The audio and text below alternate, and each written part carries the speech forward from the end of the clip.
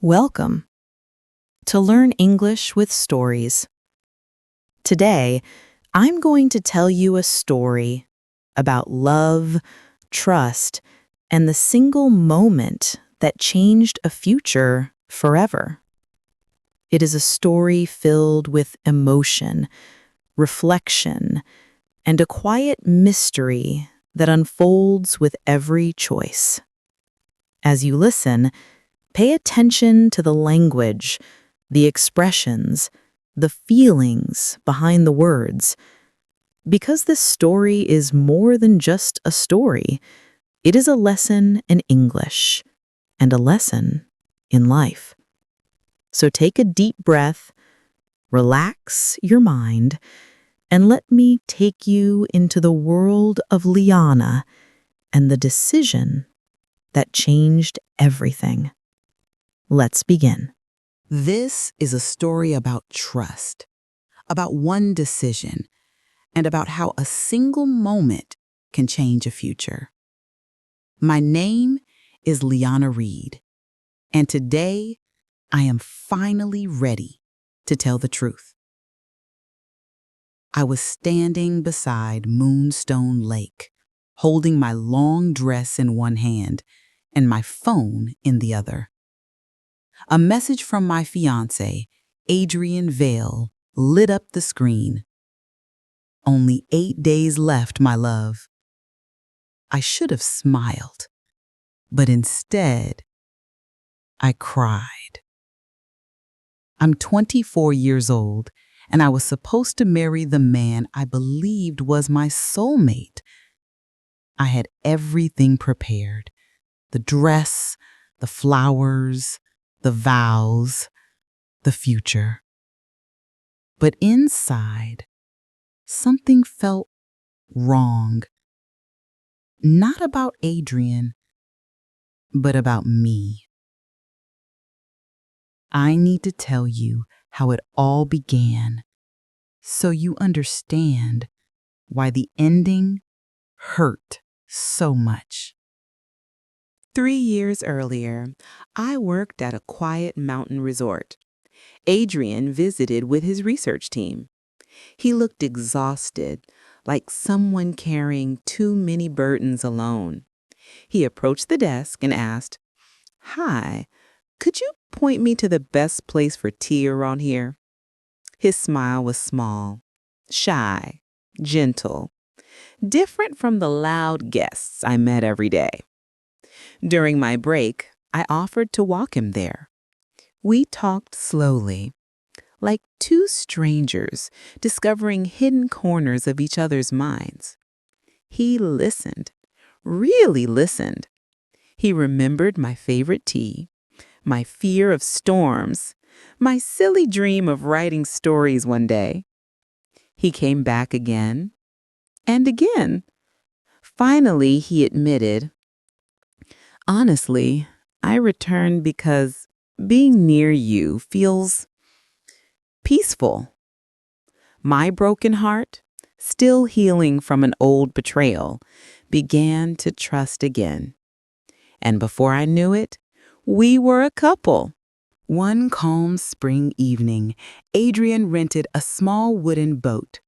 The water looked like melted glass, reflecting the pink sky. Halfway across the lake, he opened a small velvet box. Inside was a simple silver ring with a soft blue stone. Not fancy, not loud, just perfect. "Liana Reed, will you marry me?" I didn't even think. I said yes with tears in my eyes. For the first time in years, I felt safe. We planned a peaceful wedding, simple, beautiful, just like our love. 5 days before the wedding, my best friend Ria insisted on taking me to the seaside for a calm girls' weekend. No clubs, no craziness, I reminded her. She promised. And she kept her promise, mostly. We rented a soft, quiet beach house with white curtains and the smell of ocean salt drifting inside. We cooked. We laughed. We shared old memories. I sent Adrian a picture of our dinner. He replied instantly, "You look so happy. I love you." I typed back, "I love you too." And I meant it. Every word.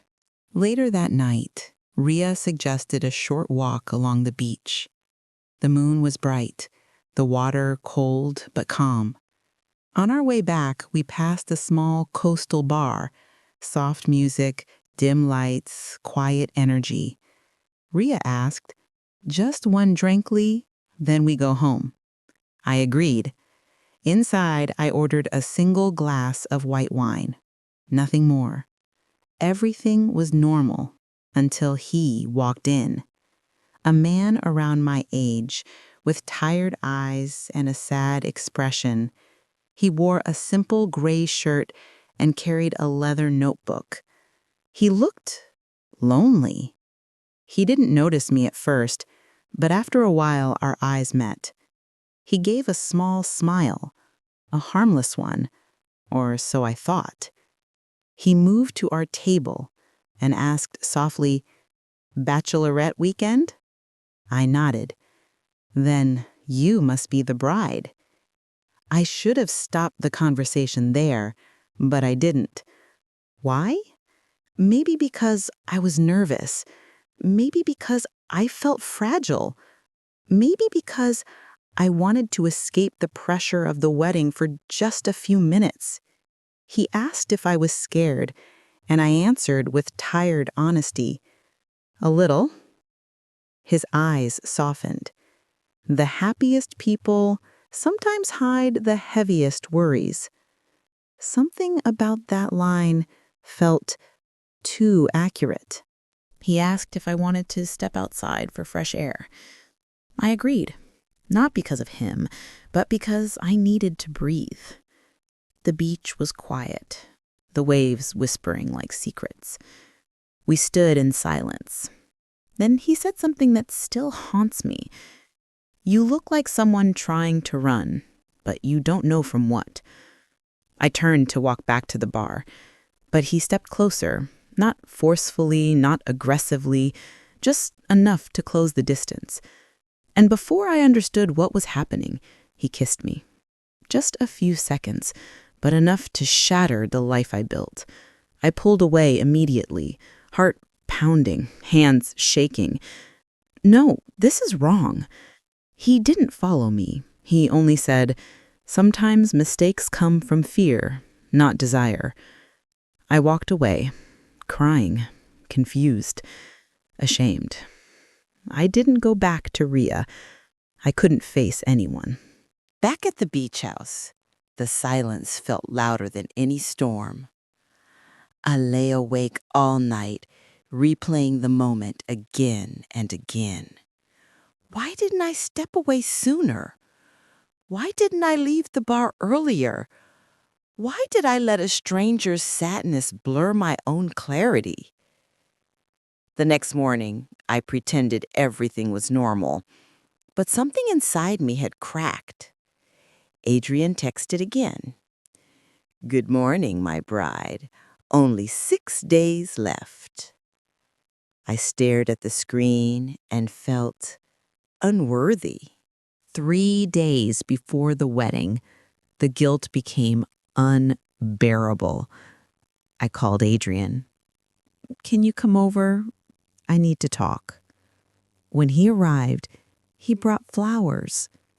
He hugged me tightly. He was excited for our future. And I was about to hurt him. With shaking hands and a breaking voice, I told him everything. Not hiding, not twisting, not protecting myself. He listened without interrupting. Then he whispered the words that broke me completely. "I trusted you with my whole life." He asked for time, and I gave it. The next day he came back with the decision. Liana, I don't hate you. I don't wish you pain. But I can't marry someone who kissed another man days before our vows. His voice wasn't angry, it was wounded and final. The wedding was canceled. And just like that, my future collapsed. I fell apart for weeks, canceled everything, avoided everyone, cried until exhaustion numbed me. Then I started therapy.